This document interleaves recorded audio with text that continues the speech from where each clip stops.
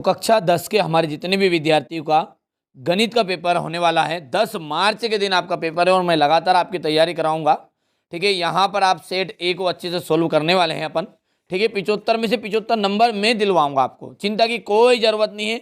Maths है ना, मैं जितना बताऊँ 50 से 60 क्वेश्चन करके जाना है बस, जिसमें आपको आराम से 75 के 75 नंबर आराम से आ जाएंगे। देखिए कॉन्सेप्ट को क्लियर करना पड़ेगा, है ना, आराम से और धीरे से क्लास को अटेंड करेंगे।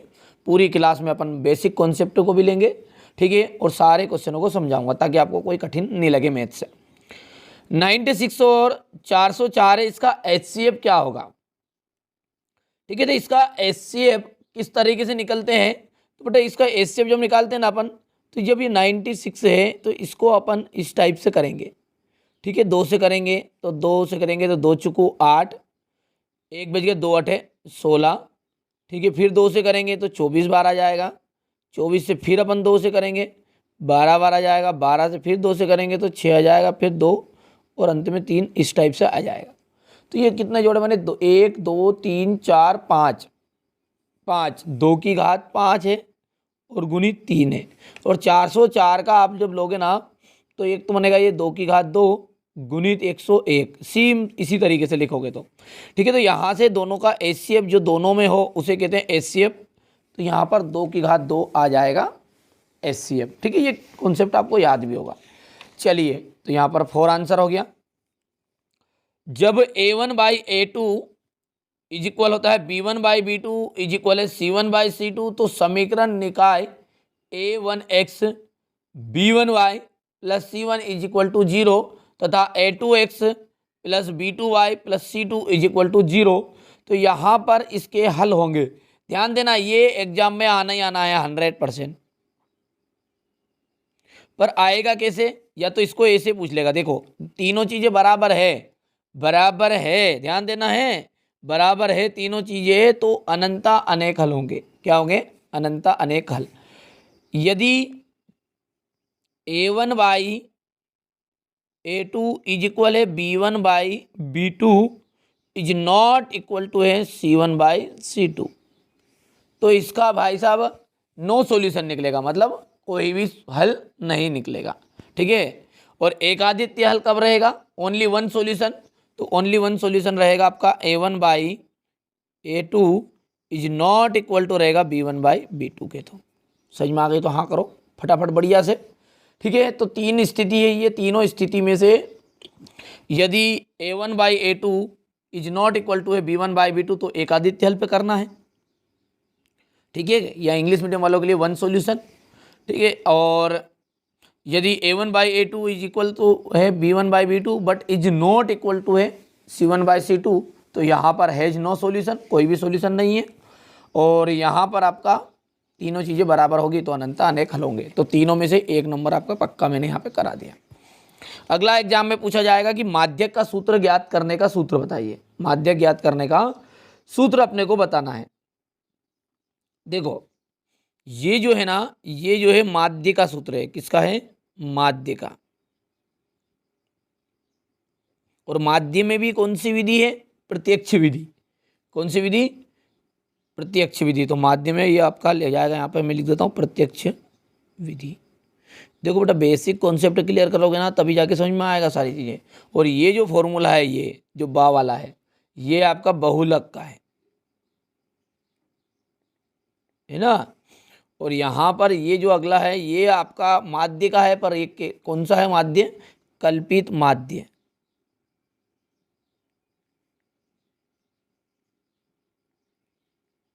आया समझ में? तो बताओ आप ही कि माध्यक का सूत्र कौन सा है। तो माध्यक का सूत्र बताइए, समझ में आ गया? तो यहाँ पर 4 फॉर्मूले आपके सामने हो गए। बहुलक का ये है, कल्पित माध्य ये, प्रत्यक्ष ये। वो मेरी जवाबदारी यदि आपको कम नंबर आ जाए तो। ठीक है, 75 के 75 नंबर मैथ्स में दिलाने की जिम्मेदारी मेरी है। ठीक है, अब भाई साहब आप मेहनत करोगे तो फल मिलेगा। मैं तो रास्ता बताने वाला हूँ, रास्ते पे चलो ना चलो तुम्हारा मर्जी है। तुम इस चैनल पर भरोसा कर रहे हो तो आप भी मेरा सपोर्ट करो, अपने दोस्तों को बताओ कि नहीं भैया इसी चैनल से अपने को पढ़ना है। और मैं गारंटी देता हूँ बेटा कि 75 के 75 नंबर ही दिलाऊंगा।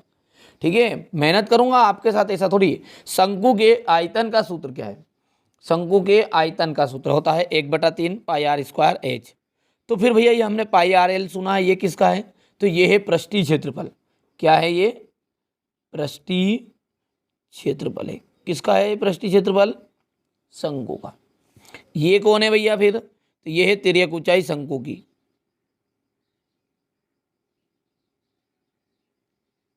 ये कौन सा है? तो ये है आपका शंकु का कुल पृष्ठीय क्षेत्रफल है।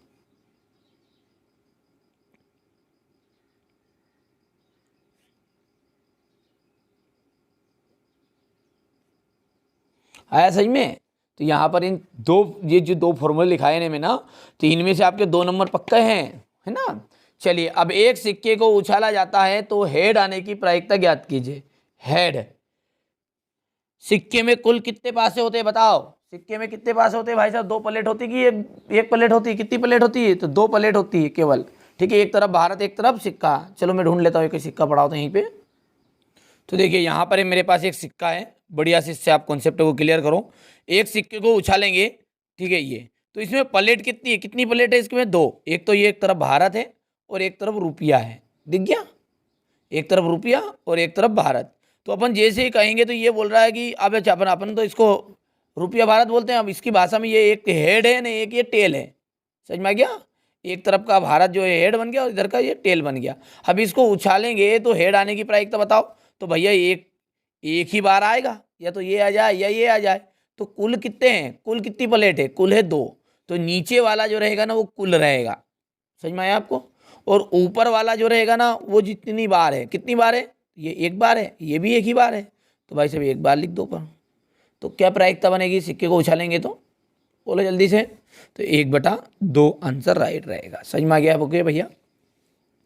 यदि द्विघात बहुपद है ax² + bx + c के शून्य अल्फा एवं बीटा हो तो अल्फा इंटू बीटा का मान होगा। तो अल्फा इंटू बीटा का मान होता है -b/a। और इस जो c/a होता है ना वो होता है अल्फा प्लस बीटा का बता दिया मैंने। Alpha into beta, alpha plus beta तो होता है -b/a और अल्फा इंटू बीटा होता है c/a। तो यहाँ पर देखिए इंटू वाला है ये, इसलिए c/a आंसर राइट रहेगा। और ये आंसर कब रहता है? जब जो दोनों प्लस में रहते, है ना। चलिए यहाँ पर हमारे इंग्लिश मीडियम वाले बच्चों के लिए है। तो what will be the HCF of 96 and 404? तो सिंपल सा कॉन्सेप्ट अभी तो सिखाया वहाँ पर। 4 नाउ इज आंसर इज क्या है? 4 है। तो व्हेन a1/a2 इज इक्वल है b1/b2 इज इक्वल c1/c2, तो देन 3 सिस्टम इज इक्वेशंस। इसका जो आंसर करने का वो क्या बनेगा? विल हैव नो सॉल्यूशन, जैसा कि मैंने आपको बता ही दिया है। ठीक है कि हैज ए क्विक सॉल्यूशन। तो कौन सा आएगा बेटा? तो यहाँ पर आपका जो आंसर है वो आंसर है आपका तीनों चीज़ें यदि बराबर है तो इसमें मेन ही सॉल्यूशन है। आया समझ में नहीं आया? ठीक है, अगला तीसरा देखते हैं। तीसरे में आपका फॉर्मूला जो रहेगा, ठीक है, वो तीसरा फॉर्मूला आपका सा वाला है, जैसा कि मैंने आपको बताया। हिंदी मीडियम को बेटा वहाँ से थोड़ा सा आप ट्रांसलेट कर लेना। कोशिश कर रहा हूँ आपके लिए, मैं वैसे हिंदी मीडियम को पढ़ाता पर कोशिश पूरी रहेगी कि आपको भी कवर कराता हुआ चलूँ। The formula for of value of a con is, ठीक है, तो यहाँ पर आपको शंकु के आयतन का सूत्र बताना है। तो 1/3 πr²h, और अभी बताया अपन ने प्रोबेबिलिटी के 1/2, ठीक है। और यहाँ पर अल्फा इंटू बीटा, इसका आंसर क्या है? c/a, और अल्फा प्लस बीटा रहता है तो इज इक्वल होता है -b/a। ठीक है, यहाँ पर c/a आ जाएगा।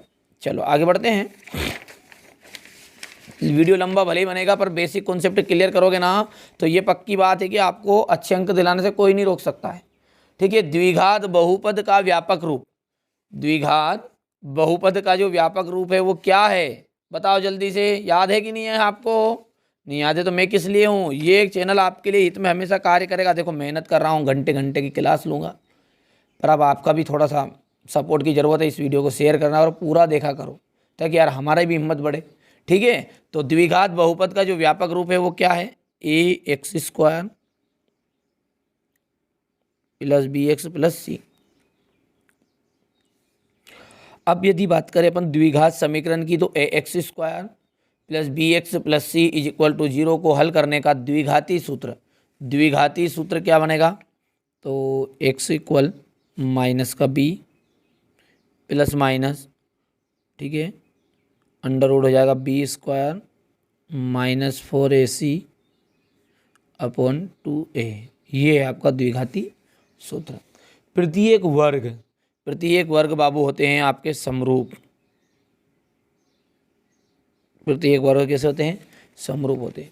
किसी बिंदु की y अक्ष से दूरी, देखो ध्यान देना, y अक्ष से दूरी कहलाती है आपकी, ये चौथा है ना, चौथे का आंसर यहाँ पे लिख देता हूँ मैं। चौथे को कहते हैं y अक्ष से दूरी जो है ना वो भुज कहलाती है। क्या कहलाती है? भुज। और भुज का दूसरा नाम है आपका x निर्देशांक।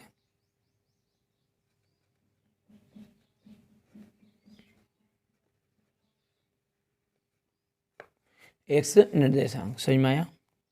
देखो कॉन्सेप्ट को क्लियर करो। y अक्ष से दूरी पूछ रहा है ना, वो y अक्ष से तो भुज बताना है, और या फिर दो में से एक बोल दो, भुज बोल दो या x निर्देशांक बोल दो। यदि वो बोले यहाँ x अक्ष है, यहाँ बोल दे x अक्ष, तो फिर अपन लिख देंगे कोटि। क्या लिख देंगे? कोटि। और ये बन जाएगा y निर्देशांक। समझ में आ गया? यदि यहाँ पे y अक्ष की जगह पे x अक्ष पूछे तो दो चीज आपको याद रखनी है हमेशा। सभी संभव प्रायिकताओं का जो योग होता है ना, वो कितना होता है? 1, सदैव 1 होता है। किसी बाह्य बिंदु से वृत्त पर खींची गई स्पर्श रेखाएं परस्पर कैसी होती है? बाह्य बिंदु से वृत्त पर खींची गई स्पर्श रेखाएं परस्पर कैसी होती है? देखो ध्यान से देखना, ये बाह्य बिंदु के वृत्त से, ठीक है, तो बाह्य बिंदु से अपन खींचेंगे, वृत्त पर खींची गई स्पर्श रेखाएं, ये हो गई स्पर्श रेखाएं, परस्पर कैसी होती है? समान होती है, उनकी लंबाई समान होती है, पर अपन एक दूसरे से देखेंगे ना इसको, तो बेटा समांतर भी होती है। कैसी होती है? परस्पर समांतर होती है। तो ये इन रेखाओं की लंबाई पूछे तो लंबाई समान होगी, पर ये रेखाएं परस्पर एक दूसरे की कैसी है? तो एक दूसरे की समांतर होती है। लंबाई पूछे तो लंबाई तो है बराबर है, ठीक है, तो ये एक दूसरे की कैसी रहेगी? ठीक है भैया, हाँ लंबाई बोल देता तो अपन लिखते फिर वहां पे समान। चलो आगे देखते हैं। क्वेश्चन नंबर जो 2 है, इसमें इंग्लिश मीडियम वाले बच्चों के लिए है, तो कोई दिक्कत नहीं है इसमें, ठीक है। ये इसका पहला आपका व्यापक रूप जो था ना, वो था a x square plus B x plus c, ठीक है, और इज इक्वल टू 0 लिख देंगे अपन, इज इक्वल टू 0, तो ये इक्वेशन हो जाएगा, समीकरण वाला काम हो जाएगा, द्विघात वाला, है ना। चलिए आगे इसका फॉर्मूला क्या है हमारा? X is equal minus B plus minus under root B square minus 4ac by 2a। और यहाँ पर अपन देखते हैं तो इसका जाएगा, तीसरा नंबर है, तीसरे के लिए अपन लिख देते हैं यहाँ पर,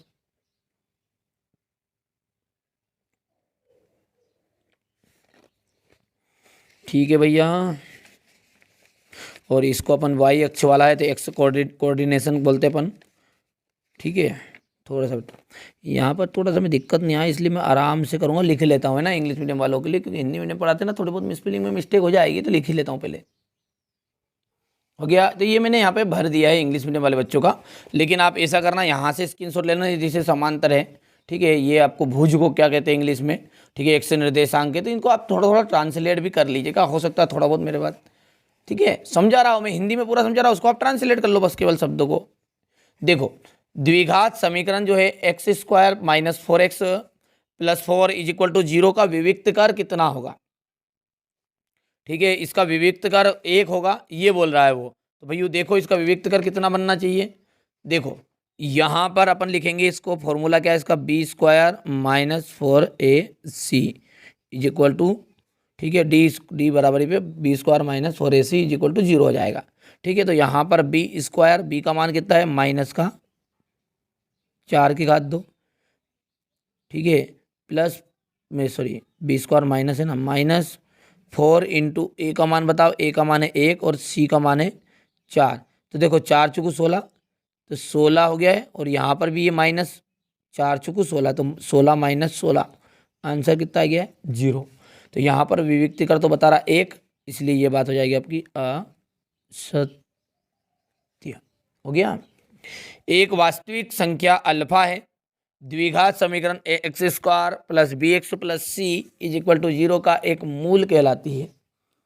एक मूल कहलाती है, तो बिल्कुल मूल ही तो कहलाई इसका।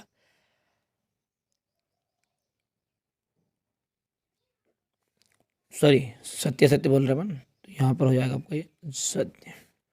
सार्वंतर धनात्मक ऋणात्मक या शून्य भी हो सकता है, तो बिल्कुल सार्वंतर जो होता है ना वो कैसा होता है, बोलो जल्दी से भैया, सार्वंतर कैसा होता है, धनात्मक ऋणात्मक कॉमन डिफरेंस, जो कॉमन डिफरेंस रहता है ना अपना, वो सार्वंतर धनात्मक ऋणात्मक और शून्य भी हो सकता है, तो बिल्कुल सत्य बात है ये।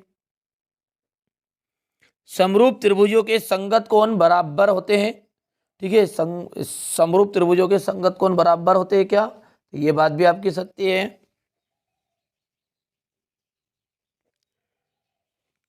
वृत्त के केंद्र से जीवा पर डाला गया लंब जीवा को समद्विभाजित कर देता है, ठीक है। देखो वृत्त के केंद्र से, तो यहाँ पर मैं इसको थोड़ा सा नीचे देख सकते हैं, यहाँ पर मैंने ये बनाया वृत्त, तो ये वृत्त का केंद्र है, और यहाँ पे कोई भी दो जीवा गई है, याद करना। तो वृत्त के केंद्र से जीवा पर डाला गया लंब, ये हो गया OP, और यहाँ पर अपन लिख दिया A, और ये B, ये अपनी स्पर्श रेखा चली गई यहाँ से। तो वृत्त के केंद्र से, सॉरी जीवा है ना, ये जीवा पे डाला गया लंब जीवा को समद्विभाजित कर देता है, तो सही बात है। तो वृत्त के केंद्र से जीवा पर डाला गया लंब जीवा को समद्विभाजित कर देता है, ये मैंने गलती से दूसरा चित्र बना दिया, तो जीवा को समद्विभाजित ही करेगा, ठीक है भैया। तो रहेगा ध्यान बेटा इस तरीके से, तो ये जीवा को समद्विभाजित करता है, तो ये सत्य है बात है पर, यानी कि AP बराबर पे BP, ऐसा रहता है।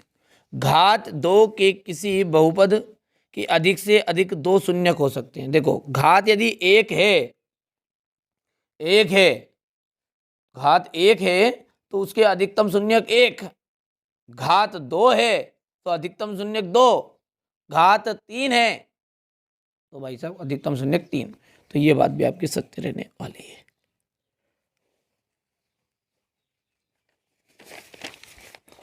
देखो थोड़ा समय लगेगा यार, है ना, जल्दीबाजी करूंगा तो गपड़ सपड़ हो जाएगा मामला, फिर तुमको तो मैं तो डायरेक्टली ट्रू फॉल्स कर दूं।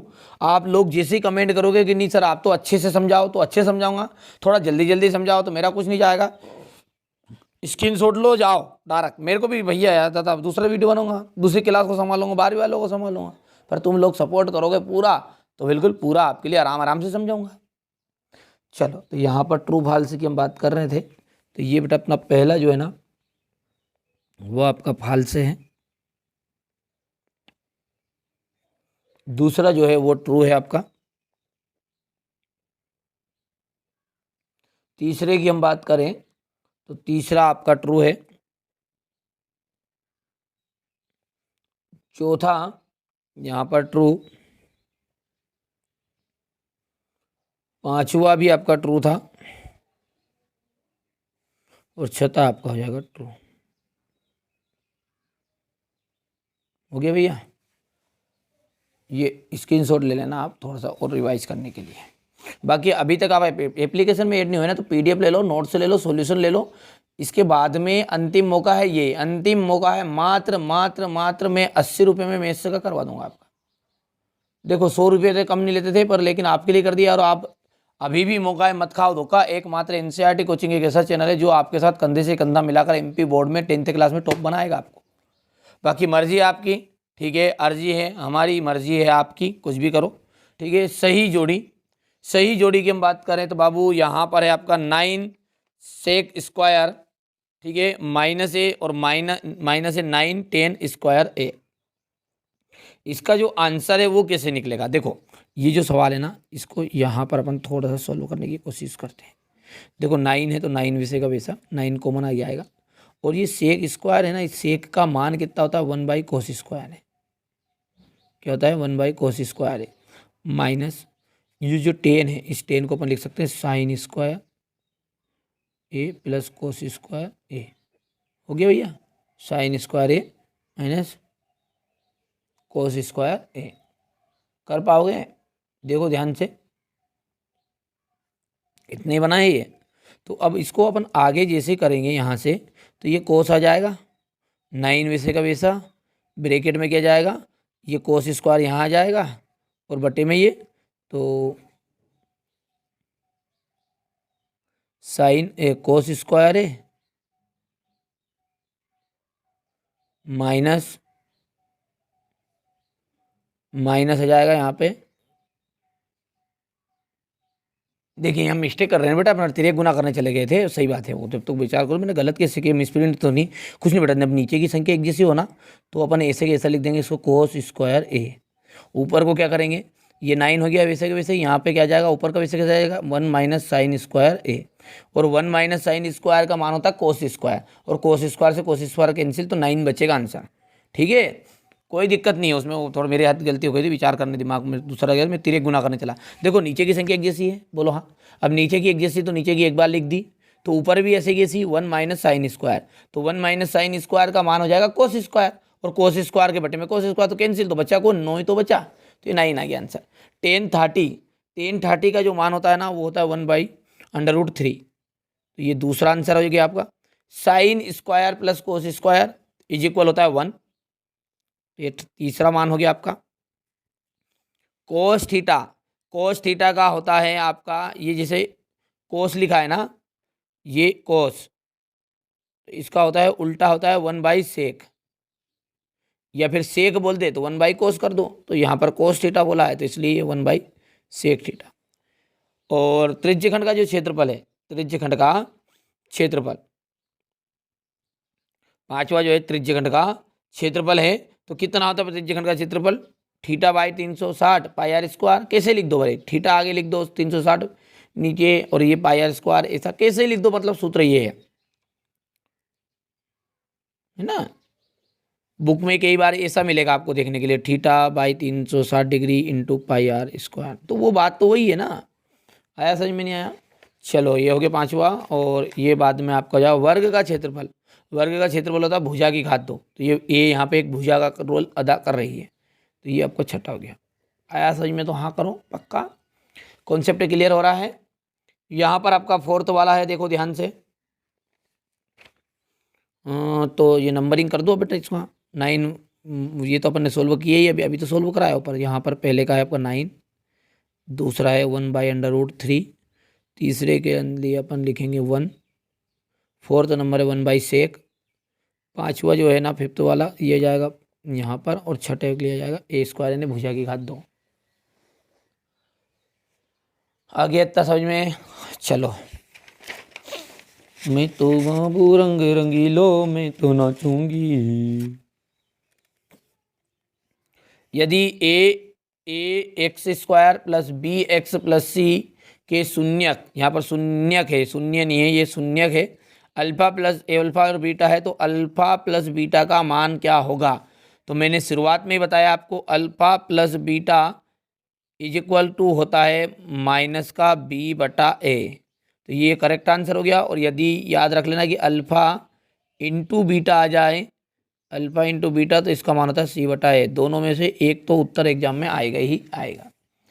एपी का व्यापक रूप लिखिए, एपी का, तो एपी का व्यापक रूप बहुत ही सिंपल है, यहाँ पर लिख दो a पहला पद प्लस दूसरा पद बनेगा आपका a+1d, तीसरा बनेगा आपका a+2d, कोमा, इसी तरीके से डेढ़ से श्रृंखला चलती रहती है। थेल्स प्रमेय क्या है? ठीक है, तो बेटे बहुत लंबी चौड़ी परिभाषा, तो यहाँ पर अपन थेल्स प्रमेय को लिख लेना है। दृष्टि रेखा किसे कहते हैं? दृष्टि रेखा किसे कहते हैं? देखिए जैसे कोई यहाँ वस्तु रखी है, ये जैसे ये खंबा है, खंबे के ऊपर वस्तु रखी, यहाँ से व्यक्ति जाएगा, ये देखेगा कौन है, ये यहाँ पर ये व्यक्ति है, आँख है, ये आँख, तो ये आँख से देखेगा यहाँ पे किसको, वस्तु को, तो आँख और वस्तु दोनों को मिलाने वाली रेखा, आँख और वस्तु दोनों को मिलाने वाली रेखा को हम कहते हैं दृष्टि रेखा।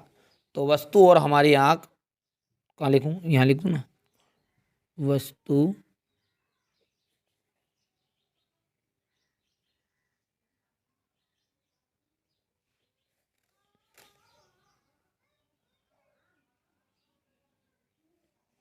आँख को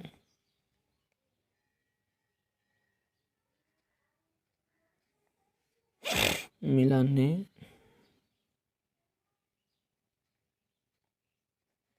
वाली रेखा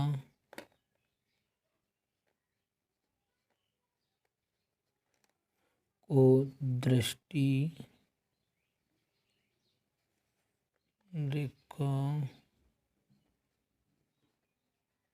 आया समझ में नहीं आया? पक्का समझ में आ गया था? चलो आगे क्या है अपना, स्पर्श रेखा और वृत्त के उभयनिष्ठ बिंदु को क्या कहते हैं। देखो यहाँ पर आप इसको देखो थोड़ा सा, देखो ये हो गया वृत्त, याद करो, और स्पर्श रेखा हो गई, ये हो गई स्पर्श रेखा, बोलो जल्दी से।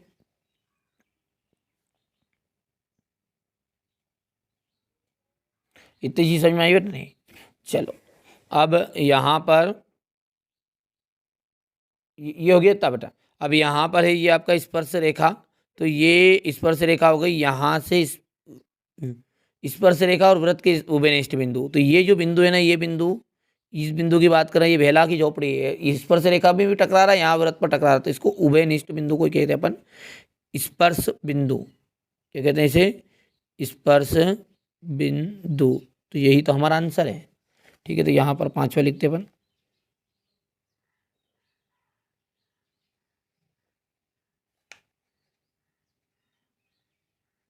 स्पर्श बिंदु।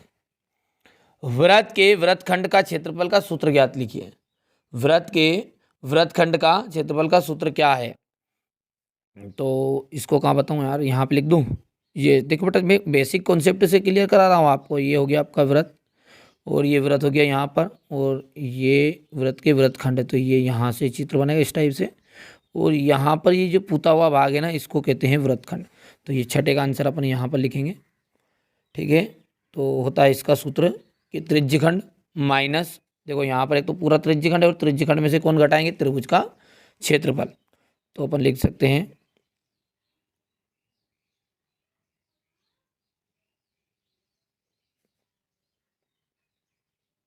पूरा लिखना, आप क्षेत्रफल में टिप के धर रहा हूँ, माइनस त्रिभुज का क्षेत्रफल। तो त्रिभुज बना दिया है, और ये त्रिभुज का क्षेत्रफल। समझ में आ गया भैया? पक्का समझ में आ रहा है कि नहीं आ रहा है? बोलो हाँ या ना। ये सारा नो में जवाब दे दिया करो। चलिए यहाँ पर आपको क्वेश्चन नंबर ये 5 है। तो देखिए हमारे इंग्लिश मीडियम वाले बच्चों के लिए मैं यहाँ पर थोड़ा सा स्क्रीनशॉट दे देता हूँ। यहाँ पर बेटा एक मिस्टेक ये हो गई है प्रिंट में, वो तो कि ये जो नंबरिंग है ना, जैसे ये नंबर 1 2 3 है, तो यहाँ पर डायरेक्टली इसने पकड़ लिया क्या, ये 1 को 2 पकड़ लिया, 2 की जगह पे 3 हो गया, 3 की जगह 4 5 6 7 7 नहीं है ये, मतलब समझ रहे हो? यहाँ से नंबर गिनते होगे तो ये 1 हो गया, ये 2 हो गया, ये 3, ये 4, ये 5 और ये 6। समझ गए? क्वेश्चन यही है, कर पाओगे आराम से। स्क्रीनशॉट ले लेना है आपको। तो यहाँ से अब ये बहुत लंबे लंबे चौड़े हैं इतने इतने, तो देखो तीसरे का आंसर ये लिखना आपने को थेल्स पेपर में। तो इनकी बेटा ये आपको थोड़ा सा यहाँ पे कठिनाई आ रही थी मेरे को लिखने में, तो मैंने यहाँ पर डायरेक्टली आपको बता दिया। स्क्रीनशॉट ले लेना ऊपर से, तो आप बढ़िया से ट्रांसलेट कर पाओ। अब अगला जो पेपर है यहाँ से क्वेश्चन नंबर 6 से लगा के, इसको मैं सेपरेट हमारे बच्चों के लिए देख सकते हैं, पूरा सॉल्यूशन के साथ लेकर आऊँगा। कोई इशू नहीं है, कोई डरने की जरूरत नहीं है, मेरी जवाबदारी है आपको अच्छे अंक दिलाने की। देख सकते हैं पूरे 23 के 23 क्वेश्चन मैं आपको कवर कराऊंगा, क्योंकि ये जो चैनल है ना, ये चैनल हमेशा आपके लिए हित में कार्य करता है और करता रहेगा। लेकिन सपोर्ट आपकी ज़रूरत है मेरे को, सपोर्ट बिल्कुल आप मुझे करिए। और सख्त मैं बता रहा हूँ आपको कि 75 के 75 नंबर अपन कवर करेंगे। ठीक है, चलिए तो मिलते हैं अगले वीडियो में। और इसी के साथ चैनल पर पहली बार है, सब्सक्राइब जरूर कर लीजिएगा।